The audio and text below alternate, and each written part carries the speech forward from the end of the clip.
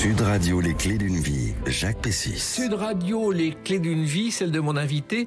Vous avez donné votre vie au cinéma sans jamais en faire au quotidien.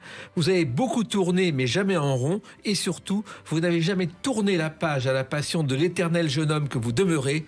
Bonjour Claude Lelouch. Bonjour, bonjour. Alors, double bonheur aujourd'hui, vous retrouvez au micro de Sud Radio et puis vous fêtez la 1400e émission des Clés d'une vie aujourd'hui. Ah oui, ça, je suis très fier. Moi aussi. J'adore les chiffres ronds. Ben voilà. Et puis vous adorez le 13, on va en parler tout à l'heure, voilà. Avec la sortie de ce film finalement, qu'on va évoquer bien sûr dans les Clés d'une vie, qui sort demain sur les écrans, le 51e Lelouch. Mais le principe des Clés d'une vie, vous êtes déjà venu, c'est d'évoquer votre parcours à travers des dates clés. Alors j'en ai trouvé une qui est liée à votre vie, c'est le 6 septembre 1945, la sortie de ce film. Quand le 30 octobre 1935, nommé surveillant à l'internat privé de rééducation... La cage au Rossignol. Et je crois que c'est l'un des premiers films qui a compté dans votre vie. Absolument, absolument. C'était avec Noël. C'est un film magnifique. Et je me rappelle que j'ai pleuré à ce film. Et je suis allé le revoir une deuxième fois et une troisième fois. Voilà, donc c'est un film qui a été important dans ma vie. Et qui a inspiré d'autres films. Il faut savoir que c'était un film de Jean Dréville, ouais, qui était tiré d'un roman, qui était inspiré d'une histoire d'un centre éducatif qui existait, dans lequel les équipes œuvraient au développement d'enfants en difficulté par la pratique du chant choral. Absolument, et c'est après notre ami... les choristes, exactement, qui a repris ce merveilleux sujet et qui l'a traité d'une façon formidable aussi. Non, c'est un très bon souvenir et c'est vrai que c'est un film qui a marqué ma mémoire. Voilà, il y en a quelques-uns. Hein. Voilà. Si on commence à parler des films qui m'ont marqué, je vais faire jusqu'à 1500. Alors, il y a aussi Blanche-Neige et les 7 nains qui vous a marqué, Claude Lelouch. Oui, on est nés la même année. Oui. J'ai l'âge de Blanche-Neige. Voilà, elle a mieux vieilli que moi. Et c'est vrai que ce film vous a marqué parce que Disney a été très important pour vous aussi. Bah oui, tout simplement parce que d'abord Blanche-Neige a été vraiment, je crois, son premier énorme succès. Il avait déjà eu des consécrations, mais là c'est absolument un virage important. Et puis c'est un film terrible, hein. C'est terrible, l'histoire de Blanche-Neige. Elle est à la fois magique, merveilleuse, cruelle, donc... pour l'enfant que j'étais, enfin moi j'ai vu le film après la guerre, hein, parce qu'il a été fait en 37, mais moi je l'ai vu après la libération, c'est-à-dire j'avais 6 ans, 7 ans, donc j'avais l'âge idéal pour voir Blanche-Neige. Et ce film, l'idée du film, c'était le livre d'enfance de Disney. Il a travaillé pendant 3 ans, jour et nuit, notamment en dormant dans son bureau, pour réaliser ce film auquel personne ne croyait. Oui. Vous connaissez le principe, il a laissé toute sa fortune au départ parce qu'il croyait en ce film. Je sais, non, mais c'est ce qui fait la force de Disney, et l'entêtement, ça a du bon des fois. Voilà. Et un metteur en scène qui a aussi compté pour vous à vos débuts, c'est Christian Jacques, je crois. Oui. Claude Lelouch. Oui. Avec Fanfan la Tulipe. Oui, Fanfan la Tulipe aussi, ça fait partie de ces films qui m'ont fait rêver et qui avaient tous les charmes. C'était à la fois fou et en même temps on y croyait. On y croyait, Fanfan la Tulipe qui bondissait sur la poitrine de Gina Lollobrigida. Voilà, et puis il y avait Noël Roquevert aussi qui était absolument incroyable. Et puis il y avait ce parfum de rêve avec les guerres en dentelle. Oui. C'est-à-dire qu'à l'époque, faire la guerre, c'était comme aller en week-end quelque part. On partait à la guerre avec les festins, la vaisselle, la cour qui suivait, etc. Et on assistait à la bataille comme on assiste aujourd'hui à un concert de rock. Exactement. Voilà. Il faut savoir que vous avez aussi croisé Gérard Philippe et vous n'avez pas pu lui demander un autographe, je crois. Oui, une fois, c'était en Angleterre. C'était en Angleterre, il tournait Monsieur Ripois. Et moi, j'essayais d'apprendre l'anglais. J'étais à Londres, j'ai passé 10 jours ou 15 jours, je ne sais plus avec qui. J'ai appris le français à tous les Anglais, parce que j'arrivais à apprendre l'anglais. Et à un moment donné, je vois un type qui lisait un journal d'une façon bizarre. Et dans le journal, il y avait un trou. Et dans le trou, il y avait une caméra. Et cette caméra filmait Gérard Philippe à Piccadilly Circus, qui était en train de tourner Monsieur Ripois. C'est extraordinaire. Voilà, et j'ai essayé d'aller lui demander, mais on m'a dit non, il tourne. Alors je me suis incliné, voilà. Mais c'est vrai que c'était un très joli souvenir. Et Christian Jacques a tourné de 1932 à 1977, de Bidon d'or à la vie parisienne. Et il y a un film aussi qui a marqué sa carrière, c'est Babette s'en va en guerre, avec Bardot. Alors vous avez été marqué par Dieu créa la femme, par la scène notamment du Mambo. Oui, enfin j'ai été surtout marqué par Brigitte Bardot qui, d'un seul coup, montrait une femme splendide qui offrait ses charmes à la terre entière. Et à l'âge que j'avais, j'en ai profité, évidemment, comme tout le monde. J'ai maté. Et le film de Vadim aussi était très important. Je veux dire que Vadim, il arrive avant la Nouvelle Vague. Il arrive à la Nouvelle Vague et quelque part, il invente une partie de la Nouvelle Vague. Mais en même temps, son film est fait avec des gros moyens, un vrai producteur. Mais c'est vrai que c'est un film charnière avant l'arrivée de la Nouvelle Vague. Donc, et puis Bardot, ben écoutez, encore aujourd'hui, elle est parmi nous et elle fait des choses merveilleuses pour les animaux. Beaucoup. Elle se bat sans arrêt. On en a parlé voici quelques jours à ce micro. Il se trouve aussi que ce film a été important parce que il y a un changement de scénario. C'est-à-dire que Roger Vadim voit un soir Bardot danser un mambo, il a changé le scénario. Et ça aussi, c'est devenu une de vos spécialités, évoluer en fonction de... Mais bien sûr, c'est parce que le plus grand scénariste du monde, c'est la vie. C'est la vie.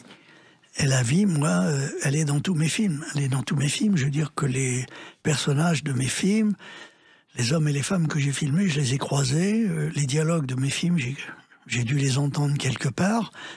Et donc, il est évident que si un soir, je vais dans un endroit et je vois Brigitte Bardot danser le mambo, je me dis, je vais la mettre dans un film. C'est évident, c'est comme ça qu'on a des idées. Et le cinéma, je crois que ça a commencé grâce à votre père, qui a eu une des premières caméras d'amateurs. Oui, en 1937, il a la très bonne idée de filmer ma naissance. Donc il achète une petite caméra Kodak, et donc le premier acteur que j'ai vu sur un écran, c'est moi. Puisque j'avais 2 ans quand on me projetait des images de moi dans ma première année, tentant de marcher pour la première fois. Voilà. Et ensuite, le cinéma vous a attiré. Je crois même que vous avez pas mal séché l'école quelquefois pour aller au cinéma, Claude Lelouch. Souvent parce que sous l'occupation de ma mère, me cachait dans les salles de cinéma. C'était un des rares endroits encore où on n'arrêtait pas les gens.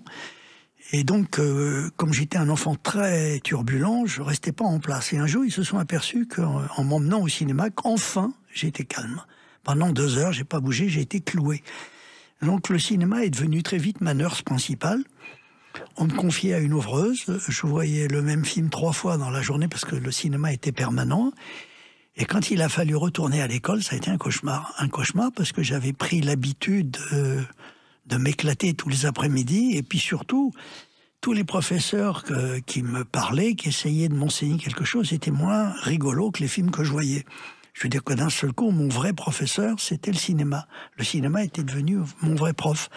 Donc j'ai séché, jusqu'au jour où je me suis fait renvoyer de toutes les écoles, jusqu'au jour où j'ai raté mon bac, et jusqu'au jour où mon père m'a offert une caméra qui a changé ma vie, et qui fait qu'à 17 ans, enfin, j'ai pu prendre des vacances jusqu'à aujourd'hui. Voilà. Et effectivement, vous avez raté le bac volontairement parce que vous aviez entendu votre père parler de quelque chose. Absolument, oui, j'avais entendu mon père et ma mère tenir une conversation du genre s'il rate son bac, on lui achète une caméra et qu'il se démerde. Voilà. Et je me suis bien démerdé. Je crois, Claude Lelouch. Alors, il y a aussi la télévision, car vous avez été un des premiers spectateurs de la télévision. Oui. Mon père achète non seulement en 1937 une petite caméra pour filmer ma naissance, mais il achète un des premiers postes de télévision. Et je crois même qu'il a été le 7e ou 8e poste de télé. Donc j'ai grandi devant la télévision, j'ai grandi à la fois devant la télé et devant le cinéma. Mais c'est vrai que ma préférence, c'est les grands écrans. Et encore aujourd'hui, je préfère aller au cinéma que de regarder la télé. Mais vive la télé parce que elle a permis justement à la terre entière d'avoir une certaine culture qui n'est pas négligeable. Voilà. Et le premier talk-show de télévision, c'était Télé Paris avec Roger Ferral, Jacques Chaban et Jacques Angelvin, qui a été en prison pour une histoire et qui a inspiré quand même French Connection et Le Cornio. Oui, absolument. Ah, je vois que vous êtes très très au courant de tout ça. Non, c'était une émission qui avait lieu le midi, je crois, quelque chose comme ça, et qui nous tenait au courant de tout ce qui se passait à Paris. Voilà, c'était C'était avant Drucker, il y avait effectivement ce trio absolument incroyable, charmant, qui faisait que d'un seul coup, alors là, ça faisait de l'audimat à l'époque. Oui, il n'y avait qu'une chaîne. Il n'y avait qu'une chaîne et c'était à 12h30 tous les jours. Et les studios de télévision, je crois, les studios de cinéma, vous les avez découverts à Billancourt, au temps où les Américains venaient tourner tous les grands films à Paris, Claude Lelouch. Oui, alors c'était au point du jour, il y avait les cinémas de Billancourt, et c'est là où j'ai fait mon premier stage sur L'Homme aux clés d'or, avec Pierre Freinet et Annie Girardot qui faisait son premier film. Vous étiez fasciné par Annie Girardot? Oui, alors j'ai commencé par lui porter le café, les sandwichs, puisque j'étais stagiaire. Voilà, elle était déjà une star, elle était au Français. Et vous pensiez que vous en feriez votre métier? Oui, très vite, parce qu'au bout de 3 semaines, j'avais compris que c'était un truc pour moi. Ah bon? J'ai très vite compris que le cinéma et moi, on allait vivre une grande histoire d'amour. Vous savez, j'ai eu la chance extraordinaire de ne faire que du cinéma. J'ai plein de copains à moi qui ont fait des petits boulots avant d'arriver au cinéma, qui ont galéré. Non, moi j'ai fait du cinéma toute ma vie. Voilà. Toute ma vie, à ma naissance devant la caméra de mon père. Et puis après, dès que je me suis lancé dans ce métier, d'abord j'ai commencé comme reporter d'actualité, mais avec une caméra. Non, je n'ai fait qu'un seul métier, le cinéma. Eh bien justement, on va continuer à parler d'un autre film que vous avez signé et qui est lié à une date, le 22 juin 1965. A tout de suite sur Sud Radio avec Claude Lelouch. Sud Radio, les clés d'une vie, Jacques Pessis. Sud Radio, les clés d'une vie, mon invité Claude Lelouch pour cette 1400e des clés d'une vie, avait à la veille de la sortie d'un film, finalement, dont on va parler tout à l'heure, qui est votre 51e film, et pas n'importe lequel, on va en parler. Alors, on a évoqué votre passion du cinéma, et j'ai trouvé une date, le 22 juin 1965, c'est là que débute une compétition que vous avez filmée de bout en bout, et qu'on va évoquer à travers une chanson. Il a le maillot bouton d'or, le maillot jaune. Marcel Amont, le maillot jaune qui porte cette couleur parce que c'était la couleur du journal L'Auto d'Henri Desgranges en 1919. Oui, et c'est l'année où je suis le Tour de France sur une moto avec ma caméra. Voilà, et je fais un film qui s'appelle Pour un maillot jaune. Exactement.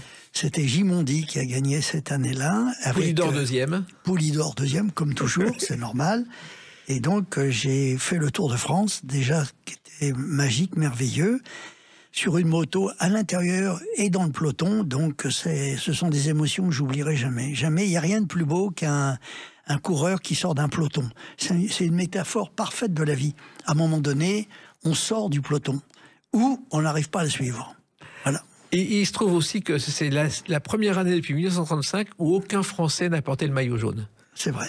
Alors, ça partait d'Allemagne, ce Tour de France, en plus de Cologne, je crois. Oui, absolument. Il partait de Cologne, et puis il finissait à Paris, déjà. Mais enfin, il finissait au Parc des Princes. Non, j'ai passé... Et alors, ce film, je lui dois beaucoup, parce que c'est la première fois qu'un de mes films intéressait le public. Et grâce à ce film, j'ai pu commencer à produire Un homme et une femme. Voilà. Ce film, en plus, vous avez trouvé le financement avec les marques. C'était une Tour de France par équipe. Voilà, à l'époque, il y avait effectivement quelques marques qui voulaient figurer dans ce court-métrage. Et grâce à ces marques, j'ai pu en partie commencer le financement d'Un homme et une femme. Et comment est venue l'idée de tourner un documentaire sur le Tour de France, Claude Lelouch? Écoutez, encore une fois, j'ai essayé de filmer dans ma vie les choses que j'aimais. Voilà. Et j'avais la passion du Tour de France. Tout de suite après la guerre, je me rappelle Robic. Jean Robic, oui. Jean Robic avait gagné le Tour de France. Et avec mon père, on avait été sur le parcours du Tour de France. Et je me suis dit, oh là, qu'est-ce que ça me plaît. Voilà. Et donc, un jour, je me rappelle, j'ai un ami à moi qui s'appelait Jacques Villedieu, qui connaissait le directeur Jacques Godet du Tour de France, avec qui on a parlé 5 minutes, et je lui ai dit, vous savez, mon rêve serait de filmer le Tour de France. Il me dit, ça tombe très bien, j'ai besoin d'un film sur le Tour de France. Et donc, du jour au lendemain, j'ai été engagé, et c'est comme ça que ça s'est produit. Encore une fois, le hasard, qui a eu toujours beaucoup de talent dans ma vie, a frappé très fort ce jour-là. Alors, Jacques Godet avait épousé une des sœurs Étienne, les sœurs Étienne ont créé Cécibon avant Yves Montand, on l'a un peu oublié, c'était les stars des GI, et c'est pour ça que les sœurs Étienne ont fait partie des soirées du Tour de France, qui était un bal populaire à l'époque. Oui, il y avait aussi l'accordéoniste Yvette Horner, qui était qui jouait de l'accordéon sur un camion qui marchait à 60 à l'heure. Voilà. C'était extraordinaire. Non, mais c'est vrai que... Et puis c'était la France. Moi, je pense que ce film m'a fait aimer la France, parce que j'ai fait le Tour de France, vraiment, on peut pas le faire mieux, et puis on le faisait dans des conditions extraordinaires, parce que faire le Tour de France à vélo, c'est mieux que de le faire en TGV, ça va trop vite, voilà, ou en avion. Et donc, j'ai découvert ce pays merveilleux qui est devenu ma maîtresse. Paris, c'est ma femme, et la France, c'est ma maîtresse. C'est une belle maîtresse. Et il se trouve aussi que vous n'étiez pas très connu à l'époque, donc vous étiez un peu anonyme dans le peloton. Ah oui, complètement. Alors oui, quand je faisais partie des reporters, il y avait une trentaine de motos qui suivaient le Tour de France déjà. Et puis, il y a eu des descentes à 120 à l'heure quelquefois. Oui, alors j'avais très très peur dans les descentes, parce qu'on suivait effectivement les coureurs qui étaient 80, 100, 110, avec... Les descentes sont plus impressionnantes que les montées. Et puis il y a quelque chose dans ce Tour de France que vous avez filmé, et c'est pas courant, et ça correspond à votre caractère, Claude Lelouch, ce sont les perdants, la lanterne rouge. Oui, j'adore ça. J'ai adoré les perdants. D'ailleurs, je les ai filmés après, en 72, aux Jeux de Munich. Mais vous savez, le vélo, c'est comme la vie. Dans les côtes, on rêve de descente, ou plutôt, oui, dans les côtes, on rêve de descente, et sur le plan, on se fait un peu chier. Mais la lanterne rouge, ça s'appelle comme ça dans le Tour de France, parce que c'est une référence au feu rouge porté par le dernier véhicule d'un convoi ferroviaire. Oui, et puis c'était la voilure balai aussi. Exactement. On faisait le ménage, quoi. Et le dernier ce jour-là, c'est le 95e qui s'appelle Raoul Rey, qui est un Espagnol. Je ne sais pas si vous en souvenez. Non, ça, je m'en souvenais pas. Bravo, j'ai bien fait de venir aujourd'hui.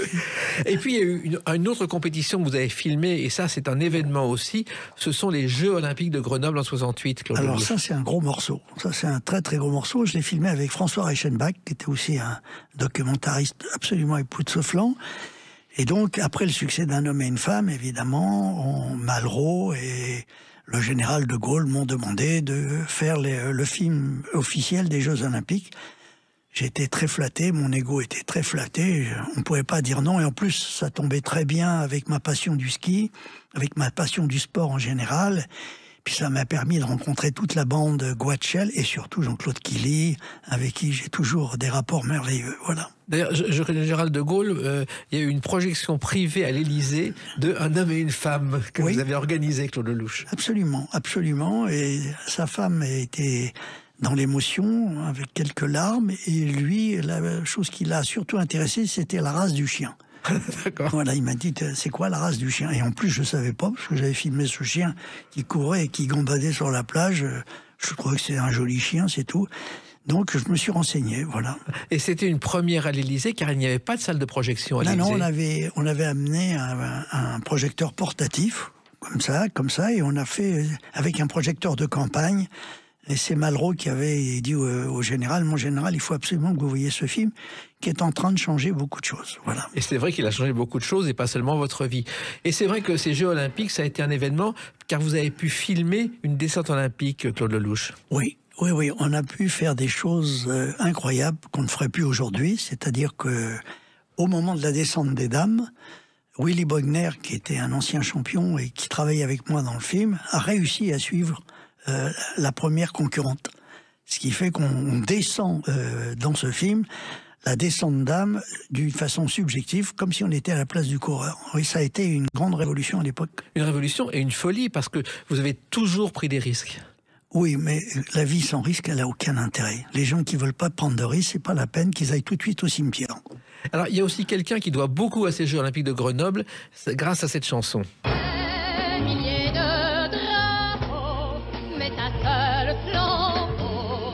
Christine Barre qui chante sous un seul flambeau l'hymne des Jeux Olympiques, et on oublie que c'est Michel Fugain qui l'a composé à ses débuts avec Patrice Laffont, et ils avaient des copains, il fallait quelqu'un, et à l'époque il n'y avait pas d'appel d'offres. Voilà, non, mais qu'est-ce que vous êtes bien renseigné. C'est vrai que cette chanson... C'est très impressionnant, j'apprends même des trucs là. Alors, il y a un autre sport qui vous a toujours passionné, c'est la boxe, Claude Lelouch. Alors ça, c'est le sport roi. Parce que la vie, c'est comme la boxe. On donne des coups et on en prend. Il y a des rounds où ça marche, il y a des rounds où ça marche pas. Il y a des moments où on vous applaudit, il y a des moments où on vous siffle. Entre chaque round, il y a des gens qui vous donnent des conseils. Et on sait que les conseils, c'est comme les cure-dents. Après vous, ça sert à rien. Personne ne veut s'en servir. Et donc, c'est une métaphore parfaite. En 45 minutes, on a toute l'histoire de la vie avec un combat de boxe. Voilà, donc... J'ai adoré la boxe. En plus, j'ai été fou de Marcel Cerdan. J'ai grandi avec Marcel Cerdan. Et après, ça m'a permis de faire Edith et Marcel avec Edith Piaf. Donc, si vous voulez, la boxe, pour moi, c'est un sport à la fois qui est violent, mais qui est en même temps très technique.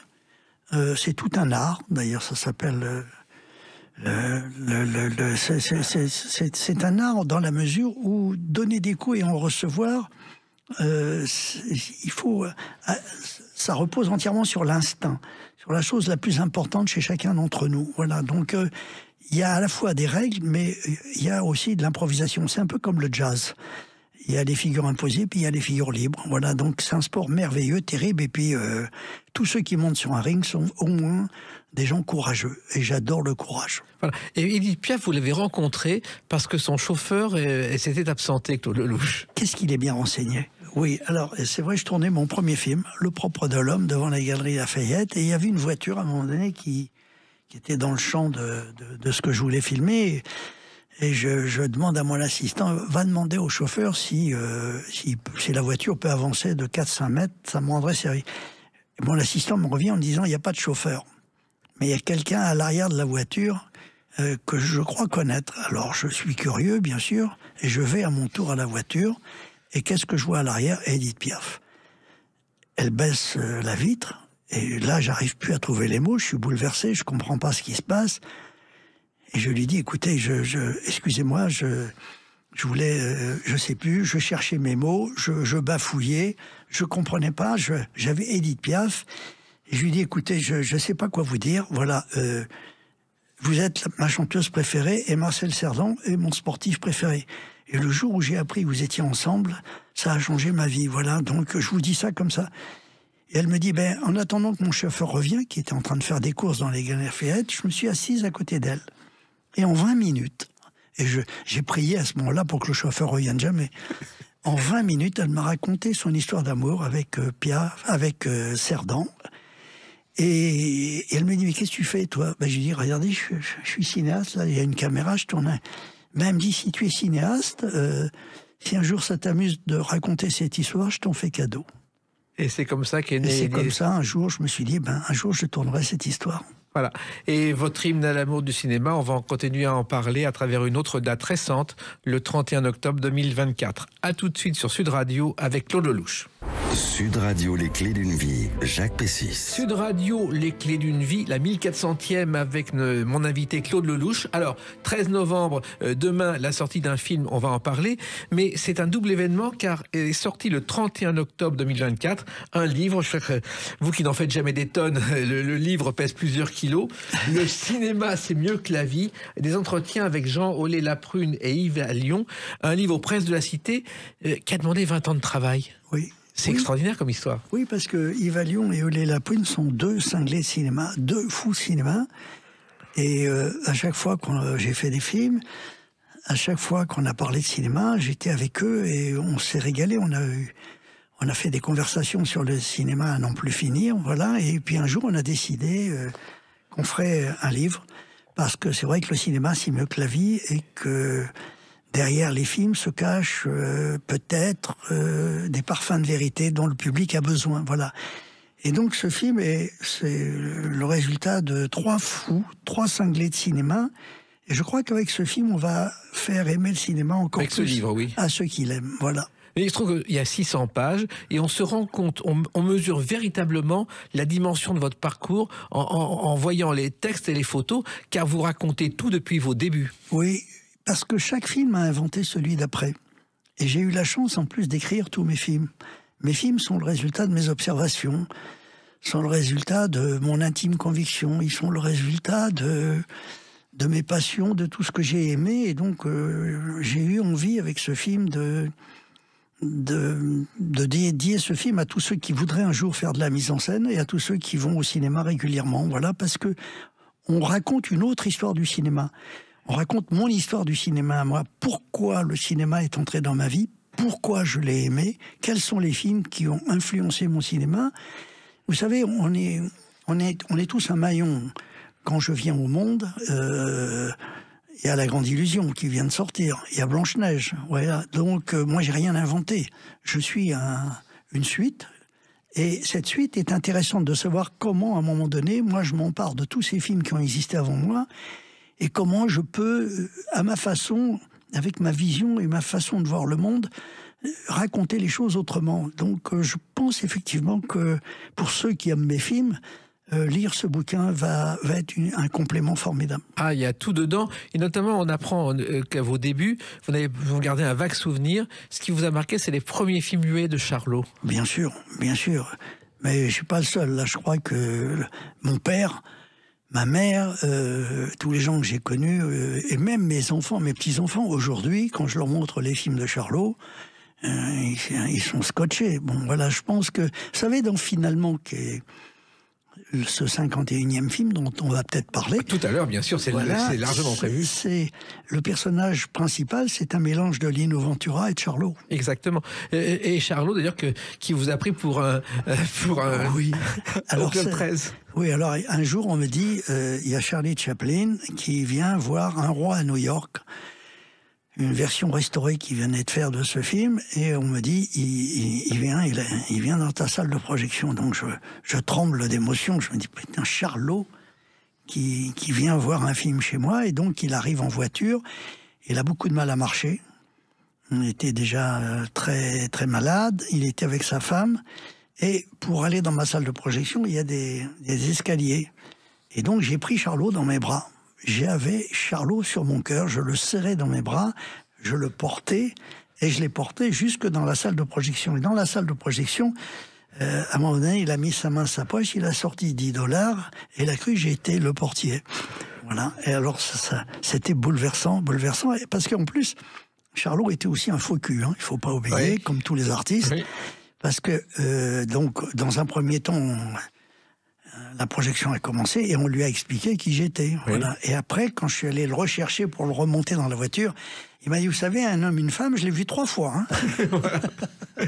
Effectivement. Alors, il se trouve aussi que ce que je ne savais pas et ce que j'apprends dans ce livre, c'est que vous avez aussi travaillé pour la télévision et vous avez été viré de la télévision, Claude Lelouch. D'emblée. Tout de suite. Oui, d'emblée. D'emblée, c'est-à-dire que à un moment donné, je suis parti aux États-Unis. C'est la première fois que j'allais aux États-Unis. Mon rêve, j'avais le rêve américain. J'avais vu tous les films américains de l'après-guerre. Donc, pour moi, c'était le rêve. Et je suis parti avec ma petite caméra 16 et je suis allé à la télé en leur disant, écoutez, est-ce que ça vous amuse que je vous ramène un documentaire sur l'Amérique? Ils m'ont dit oui. Ils m'ont donné quelques boîtes de pellicules. Et j'ai été tellement déçu par l'Amérique que j'ai fait un film un petit peu anti-américain. Voilà. Et donc, quand le film est passé, il y a eu une protestation de l'ambassade et le lendemain, j'étais viré. Voilà, donc je me suis rapatrié au cinéma. Et vous avez bien fait. Et il se trouve que vos premiers films, d'ailleurs, ont disparu. Je crois que vous avez détruit un de vos films. Oui, Le propre de l'homme. Le propre de l'homme, parce que ce film a détruit mon père. Enfin, je veux dire qu'il y a eu une projection terrible de ce film à la Cinémathèque française en 1960. Et le film a été sifflé pendant toute la projection. Donc j'ai été malheureux, mon père et ma mère étaient dans la salle, et mon père s'est pas remis de cette projection, et une semaine après, il est mort d'un infarctus. Donc j'ai eu le sentiment que ce film l'avait tué, alors j'ai un peu aussi tué ce film, et je le regrette aujourd'hui parce que ce film m'a tout appris. Il m'a tout appris, tout, et je lui dois tout. Alors, à l'époque, il y a ceux qui vous soufflaient, et il y a ceux qui croyaient en vous, à commencer par Henri Langlois, oui, qui a été un des premiers à dire que vous seriez un des metteurs en scène de demain, Claude Lelouch. Oui. Alors, il a vu le film. Il a vu le film avant tout le monde, puisque c'est lui qui l'a programmé à la Cinémathèque française. Mais, et je crois qu'il l'a vu après déjeuner. Et on m'a dit après qu'il avait beaucoup dormi pendant le film. Donc après, en se réveillant, quand je suis allé le voir, il m'a dit « Oh, c'est formidable, c'est génial, je le passe dès samedi à la Cinémathèque française. » Voilà. Donc il n'avait pas dû voir le même film. Alors il m'a dit des choses très, très, très gentilles, comme tous les gens qui ont dormi pendant un film et qui se font surprendre. Voilà. Donc il y a eu un gros malentendu ce jour-là. Oui, en même temps, Henri Langlois, on l'a injustement traité. Sans lui, on n'aurait peut-être pas conservé certains films. Oui, non, il a joué un rôle capital dans la mémoire du cinéma, et aujourd'hui, On lui doit tout. On lui doit tout et tous les combats qu'on a menés pour lui étaient des combats louables. Et puis il y a une chose aussi que vous avez un jour été payé par Gérard Cyr, qui était un homme de radio génial, mort trop tôt avec une voix reconnaissable entre mille. La plus belle voix de la radio. Il écrivait un film en un week-end. Oui, il écrivait un week-end, il écrivait des séries en une après-midi. C'était un fou furieux. Alors, non, c'était un ami extraordinaire. Moi, j'ai fait plein de scopitones pour lui. Je me rappelle, à un moment donné, on travaillait à Pilote Production. Vous les avez peut-être connus, d'ailleurs. Oui. Il y avait à Pilote Production, il y avait Jacques Brel qui travaillait pour lui. Il y avait Jean-Yann, il y avait Jacques Martin, il y avait Raymond Forlani, il y avait Bouvard et moi. Et avec toute cette équipe, il a réussi à faire faillite. Voilà. Et il vous a pas payé, il vous a donné une voiture. C'est ça. Alors à un moment donné, il me devait un peu d'argent, puisque j'avais fait quelques scopitones qui n'avaient pas été payés. Et ce jour-là, il s'était acheté une très belle Mercedes décapotable. Et je lui ai dit, écoute Gérard, bon, c'est bien que tu t'achètes une Mercedes, mais enfin, n'oublie pas que tu me dois un peu d'argent. Et oui, il me dit, t'as raison, tiens, prends la voiture, elle est à toi. Voilà. Et cette voiture m'a porté chance, parce que après, c'était devenu mon bureau principal. Parce qu'au lieu de recevoir les gens dans ma chambre de bonne, je les recevais dans ma voiture. Je disais, ne bougez pas, je passe vous prendre. C'est magnifique. Voilà. Et cette voiture les rassurait, et ça m'a permis après de faire joujou. Voilà. Et le premier scopitone que vous avez tourné, c'est sur cette chanson. Oui. La rigolade, on appelait ça la rigolade. Félix Marten. Félix Marten. Un fiancé de Piaf. Un fiancé de Piaf, et qui venait de sortir ce film qui n'a pas changé l'histoire de la musique, voilà, et on me dit il faudrait faire un scopitone avec cette chanson. Donc j'ai rencontré Félix Marten, un homme charmant, adorable, etc. Et puis on est parti en Honfleur sur un bateau de pêche. On a tourné le film dans la journée et curieusement, ce film était très réussi. Et les gens du Scopitaine, dès le lendemain, m'ont demandé d'en faire un deuxième, un troisième, un quatrième, voilà. Et j'en ai fait une centaine. Il faut savoir que Félix Marten donc, a été fiancé avec Piaf, mais qu'il a été licencié ou limogé de façon particulière. Un soir, en coulisses, il a dit à son guitariste, tu lui dis que c'est fini et qu'il se tire. Il n'a pas vraiment apprécié. Oui, non, mais vous savez, Piaf, elle était spontanée. Hein. Oui. Voilà, donc, si vous voulez, elle faisait partie de ces gens qui disent ce qu'ils pensent. En général, on est dans un monde où il y a ce qu'on pense et ce qu'on dit. Elle était vraiment très rock'n'roll pour l'époque, et elle a toujours eu un franc-parler, et c'est vrai qu'un jour, il a dû l'agacer. Il a été viré très vite. Voilà. Et sans indemnité. Hein. Sans problème. Je pense qu'elle aurait été fidèle au slogan de Sud Radio, parlons vrai. Alors, il y a aussi Johnny, que vous avez connu dans les Scopitones. Ouais. Et quand vous avez voulu le faire tourner, on vous a pris pour un fou, Claude Lelouch. Non. Les chaînes n'ont pas voulu. Hein? Les chaînes n'ont pas voulu. Oui, non, mais absolument. Non, mais encore une fois, moi, Johnny, je lui ai fait faire ses premiers Scopitones. J'ai filmé ses premières chansons, et après, on s'est plus quitté. Et l'aventure, c'est l'aventure. Salon, on t'aime. Voilà. Bon, et puis chacun sa vie. Donc, si vous voulez, il me manque beaucoup. Et quand vous m'en parlez, j'ai une petite émotion. Oui, parce qu'il manque beaucoup à beaucoup de gens, et je pense qu'il est irremplaçable. Il est irremplaçable. Irremplaçable parce que il avait un sixième sens extraordinaire. Il sentait les choses d'une façon extraordinaire, et très souvent, il faisait le con pour pas avoir l'air trop intelligent. Oui, et moi, je me souviens d'une répétition à laquelle j'ai assisté. Il est venu voir les musiciens une demi-heure, il a rien dit, il a fait 2-3 remarques, il est rentré chez lui, continué comme ça. Oui, il avait le sens du spectacle comme personne l'avait. Oui, et puis je me rappelle, pendant qu'on tournait Salon on t'aime, on était dans un restaurant à Megève. Alors, évidemment, quand on va au restaurant avec Johnny, tout le monde vient à table. Oui. Demander des autographes, des photos, des selfies, etc. Et avec une gentillesse incroyable, il a signé à tout le monde. Et puis à un moment donné, est arrivé un mec, et il l'a regardé et dit « Non, pas toi, tu sors ». Et on était étonnés, pourquoi d'un seul coup. Et effectivement, il avait repéré un voyou. Et le patron du bistrot est venu en nous disant « Oui, comment il a su que ce mec était un voyou ?» C'est extraordinaire. Il sentait les choses. Voilà, c'était un animal, et j'en connais d'autres des animaux, comme ça, des gens qui sentent bien les choses. Oui, mais lui, c'était le roi. Et moi, ce qu'on sent en lisant ce livre, Le cinéma, c'est mieux que la vie, aux presses de la Cité, c'est que vous avez un parcours presque que vous mesurez en regardant ce livre, Claude Lelouch. Oui, oui. Et je vous dis, enfin, c'est ce que je vous disais tout à l'heure. Le hasard m'a toujours emmené là où mon intelligence n'aurait pas eu le courage d'aller. Voilà. Donc le hasard est un cascadeur absolument incroyable et comme il a vu que j'étais un bon client pour les cascades, il en a profité. Voilà. Et je crois que mes 51 films lui doivent beaucoup. Et bien justement, votre 51e film, qui est aussi un cadeau, qui sort demain, on va en parler dans quelques instants, à travers la date de sa sortie, le 13 novembre 2024. A tout de suite sur Sud Radio avec Claude Lelouch. Sud Radio, les clés d'une vie, Jacques Pessis. Sud Radio, les clés d'une vie, la 1400e avec Claude Lelouch pour le 51e film qui sort demain le 13 novembre, finalement, la bande-annonce. Et voilà, prochainement sur cet écran, le nouveau film de Claude Lelouch, le 51e, finalement. Oui, c'est le titre du film, finalement. C'est un beau titre, hein. Ah, c'est un beau titre et un beau film.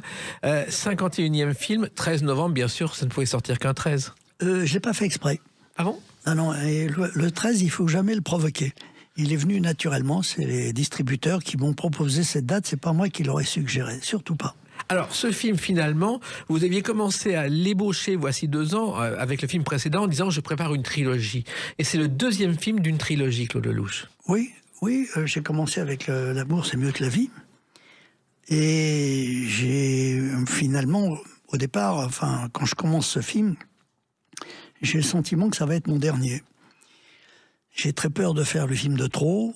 Et j'ai envie de mettre dans ce film le résultat de ces 60 ans de cinéma et de cet émerveillement que j'ai tous les jours encore, à l'âge que j'ai. Voilà, donc j'ai voulu que ce film soit la continuité de certains de mes films.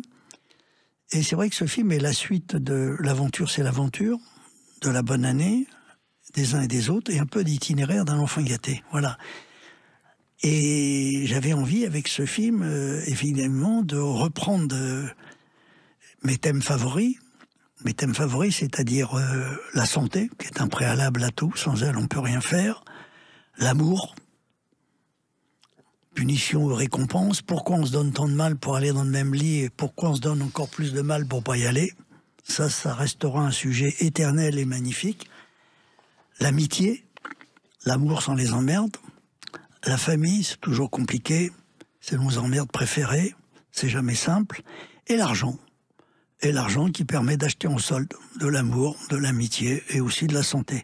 Et donc autour de ces thèmes, qui me semblent les thèmes importants de chacun d'entre nous, j'ai eu envie de faire à la fois un film très musical, pour parler à notre part d'irrationnel, pour parler à notre part d'éternité, et puis un film très rationnel, parce que je pense que le monde dans lequel on vit est un monde charnière, très important.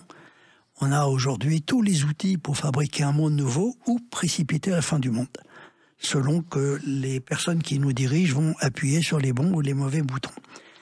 Et donc autour de tous ces thèmes, je me suis dit, il faut qu'on fasse une récréation, un film divertissant.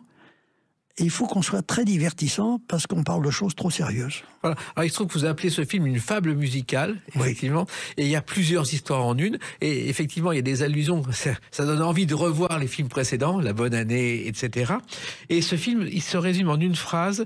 Tout ce qui nous arrive, c'est pour notre bien. Mais oui, parce que j'ai pu vérifier depuis ma naissance que tout ce que j'ai réussi, je l'ai d'abord raté. Que tout ce qui m'a fait du mal m'a fait du bien. Je veux dire, aujourd'hui, le monde dans lequel on vit, s'il est ce qu'il est, c'est le résultat de toutes les souffrances qu'on a connues à travers les siècles. Nous sommes aujourd'hui les enfants de la Deuxième Guerre mondiale. S'il n'y avait pas eu cette Deuxième Guerre mondiale, on n'aurait pas cette société d'abondance dans laquelle on vit. Je veux dire, cette Deuxième Guerre mondiale a inventé le monde d'aujourd'hui. Et donc, si on regarde objectivement les choses, on s'aperçoit qu'un avion qui tombe, ça permet de faire des avions qui ne tombent pas. On s'aperçoit que les catastrophes qui nous arrivent, ça nous permet après de les éviter. Je veux dire que les progrès naissent de la souffrance. Tout ce qui nous fait du mal, à un moment donné, va nous faire du bien. Donc c'est vrai que tout ce qui nous arrive, c'est pour notre bien, même et surtout si ça nous fait du mal au départ. Plus ça fait mal, plus ça risque de faire du bien. Alors, le point de départ aussi du film, c'est un burn-out du personnage principal, interprété par Cadmerade. Burn-out que vous avez connu un jour, d'ailleurs. Oui, mais bien sûr, à l'époque d'Itinéraire d'un enfant gâté, à un moment donné, moi aussi, j'ai fait un caprice d'enfant gâté. J'ai eu envie de tout quitter, j'avais envie de recommencer ma vie, j'avais envie de repartir à zéro, et puis, en arrivant à Fontainebleau, et j'ai pas été bien loin, j'ai eu un coup de téléphone de Belmondo, à qui j'ai fait part de ce moment difficile, ce coup de blues que j'étais en train de verser. Et il me dit, mais ça va faire un film formidable. Donc je suis rentré à Paris, on a fait Itinéraire d'un enfant gâté, voilà. Et là aussi, le burn-out entraîne justement la disparition, le départ de la famille du personnage principal interprété par Cadmerade. Et là, c'est une véritable désintégration qui va avoir des conséquences. Oui, absolument. Mais encore une fois, le pire n'est jamais décevant. Encore une fois, c'est quand tout va mal que ça risque d'aller très bien. Je veux dire, c'est au moment où il part en se disant si le pire arrive, il est le bienvenu. Je suis en état de le recevoir. Et c'est à ce moment-là qu'on rencontre les gens qu'on n'aurait jamais eu l'idée de rencontrer et qui nous font revivre une nouvelle vie, de nouvelles aventures. Je veux dire que d'un seul coup, ce burn-out va lui permettre d'accéder un rêve auquel il ne croyait plus. Voilà. Oui. Alors, on n'est pas sur la route de Madison, mais sur les routes de France, et vous filmez des paysages, mais symboliques de la douce France, de façon merveilleuse. On retrouve notamment le Mont-Saint-Michel, que vous préférez à la Tour Eiffel, je crois. Je ne sais pas si je le préfère à la Tour Eiffel, mais en tous les cas, il est aussi célèbre, et puis il est au bord de la mer, en tous les cas. Vous voyez ce que je veux dire? Voilà. Donc, j'aime bien la Tour Eiffel aussi. Mais c'est vrai que le Mont-Saint-Michel est une œuvre d'art absolument incroyable. Et il y a une séquence importante au Mont-Saint-Michel, mais il y a des scènes très importantes au Festival d'Avignon aussi, à Béziers, en Bourgogne. J'ai essayé de filmer la France que j'aime. Vous savez, j'ai fait le tour du monde plusieurs fois et j'ai pas trouvé mieux que la France, donc j'avais envie, avec ce 51e film, de lui rendre hommage aussi. Vous lui rendez hommage, effectivement, parce qu'à Béziers, il y a des scènes. Béziers, vous pensiez tourner à Venise au départ et vous êtes resté à Béziers. Non, je pensais aller à Venise, je suis allé à Avignon après. Voilà. Et Avignon, justement, Avignon, c'est aussi une ville qu'on découvre au-delà du festival. Oui, au-delà du festival, et puis c'est une ville absolument incroyable, merveilleuse. Et puis il y a aussi à Avignon une femme écrivain qui écrit un livre sur une concierge qui a joué un rôle très important pendant la Deuxième Guerre mondiale, dont on parle aussi. Et qui est une histoire vraie, qui est évoquée dans le film. Et puis, le personnage principal, c'est Cadmerade, et ça, c'est aussi une idée de Valérie Perrin, votre femme, je crois. Oui, alors, Cadmerade, c'est la première fois que j'avais du mal à faire le casting d'un film. Je n'arrivais pas à trouver, pour la colonne vertébrale du film qui est Cadmerade, je n'arrivais pas à trouver l'acteur qui coche toutes les cases. Et à chaque fois que je pensais à un acteur, je me disais oui, mais cet acteur avec une trompette, je le vois pas. Cet acteur, je le vois pas chanter. Cet acteur, je le vois, etc. Et puis à un moment donné, Valérie Perrin a pris un train dans lequel il y avait Cadmerade. Ils se sont dit bonjour. Cad lui a dit mon rêve serait de tourner avec Claude Lelouch. Et Valérie m'a appelé dans le train en me disant devine à côté de qui je suis assis, Cadmerade. Et au moment où elle a prononcé le mot de Cad, j'ai dit mais merde, c'est lui. Merde, c'est lui, et j'y avais pas pensé. Voilà, et c'est vrai que j'ai fait une rencontre incroyable avec un acteur qui a réussi, après Trintignant, Belmondo, Ventura, Jacques Brel et Dujardin, à m'épater encore. Voilà, donc je l'en remercie infiniment. Oui, d'ailleurs, il porte votre casquette, je crois, dans le film. Non, il porte mon blouson. Mon blouson. Il porte mon blouson et il porte sa casquette à lui. Voilà. Et il se trouve aussi que c'est un mélange de gens que vous avez connus, le personnage. Charisme généreux à certains moments avec des inconnus. C'est un peu tous les mondes, tous les personnages que vous avez connus qui sont dans Cadmerade de Claude Lelouch. Oui, parce que c'est un personnage qui a les qualités de ses défauts. Dans mes films, il n'y a pas de vrais héros ni de vrais salauds. Ça n'existe que dans les films américains, et ça n'existe pas. On a tous les qualités de nos défauts. On a tous la possibilité, à un moment donné, d'être héroïque ou un salaud. Tous. Et c'est ce qui caractérise le personnage de Cad, qui, lui, est un avocat célèbre, et comme il a besoin de rester anonyme, il se met dans la peau de tous les personnages indéfendables qu'il a défendus pour voir la réaction des gens. Voilà. Et donc, ça permet effectivement de faire un voyage, oui, je crois, à la fois très drôle, émouvant, bouleversant, et Cad est génial dans le film. Je crois que on l'a jamais vu comme ça, quoi. Enfin, moi, je l'ai jamais vu aussi bouleversant. Et puis, quel musicien et quel chanteur! Il a la voix de Yves Montand. Exactement. Et la musique, il a appris un peu de la trompette grâce à Ibrahim Malouf, qui a composé la musique du film. Et ça a été aussi une découverte pour vous. Ben oui, parce que comme le héros du film jouait de la trompette, je suis allé tout de suite voir le plus grand de la trompette, c'est-à-dire Ibrahim. Il a fait la musique du film. Et puis Barbelivien a écrit les paroles des chansons. Et Sur un banc, je crois.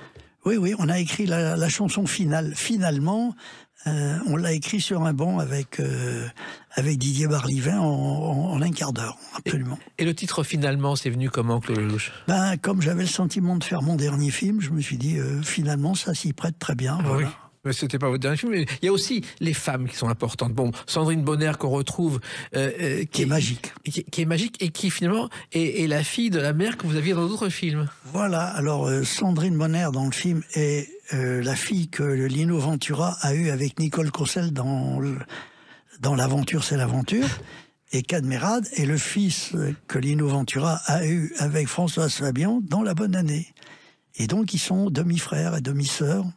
Et ça permet de faire joujou avec la vie et le destin. Et parmi les moments très émouvants, il y a ces apparitions de Lino Ventura dans ce film, Claude Lelouch. Oui, alors il y a Lino Ventura qui revient comme dans un album de famille, bien sûr. Et il y a toute l'équipe de L'Aventure, c'est l'aventure qui revient aussi. Et puis il y a Elsa Silberstein, qui est une femme bouleversante. Il y a Barbara Pravi, qui fait ses grands débuts à l'écran et qui est bouleversante. Voilà. Et puis il y a Françoise Fabian qui est en pleine forme et qui fait le rôle de la mère de Cadmerade. Oui, qu'on va recevoir dans quelques semaines pour son nouvel album.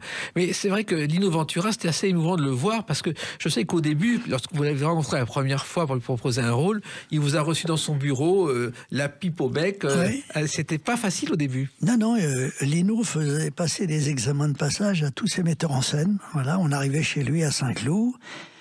Et on lui racontait l'histoire et c'est vrai que à la façon dont il fumait sa pipe et à la façon dont il nous disait au revoir, on avait compris s'il était d'accord ou pas. Non, il a été très enthousiaste quand je lui ai raconté L'aventure, c'est l'aventure. Et en plus, il a fait du Lino Ventura pour la première fois grâce à vous, Claude Lelouch. Oui, peut-être. En tous les cas, dans La Bonne Année, je sais qu'il a impressionné en tous les cas Kubrick. Kubrick qui montrait La Bonne Année à tous ses acteurs avant de commencer un film. Alors, ce film, donc finalement, qui sort demain, bon, ce ne sera pas votre dernier film, parce que j'ai reçu Valérie Perrin voici quelques jours, qui m'a dit que vous pensiez déjà au prochain film, Claude Lelouch. Oui, le prochain s'appellera Finalement, ça finira jamais. Voilà, parce que finalement, vous ne comptez pas vous arrêter comme ça. Écoutez, si un jour je m'arrête, c'est pas moi qui le déciderai, voilà. Je ne sais pas qui va me dire stop, mais pour l'instant... je joue les prolongations et les tirs au but. Voilà, et il faut continuer. En plus, vous transmettez grâce à votre école à Beaune. Oui, alors ça, c'est la chose dont je suis le plus fier. Effectivement, je suis heureux chaque année de prendre avec moi des cinglés de cinéma, des fous de cinéma, qui n'ont pas les moyens de s'offrir des grandes écoles, qui n'ont pas les diplômes nécessaires pour faire ce métier, et donc je les prends avec moi, et je suis sûr que ça va devenir de grands cinéastes. Vous savez, aujourd'hui, il y a 8 milliards de gens qui filment sur cette terre. Il y a 8 milliards de cinéastes. Et donc, c'est pas rien. Donc, il va falloir leur apprendre à filmer à tous ces gens-là. Voilà. Et ce qu'il va falloir aussi apprendre dès demain au public, c'est apprendre le chemin des salles de cinéma pour voir ce film finalement. Et puis en même temps, de se procurer ce livre, Le cinéma, c'est mieux que la vie, que vous signez avec Jean Olé-Laprune et Yves Allion, au Presse de la Cité. Pour un jeune homme de 87 ans, c'est une belle actualité. Oui. Eh bien, écoutez, ça me permet comme ça de penser à autre chose qu'à cet endroit où on a tous rendez-vous. Mais comme on a tous rendez-vous à cet endroit, autant y aller en chantant, non? Voilà, et puis le plus tard possible, parce que moi je suis convaincu que vous serez un metteur en scène centenaire. Ben écoutez, j'ai envie de vous embrasser.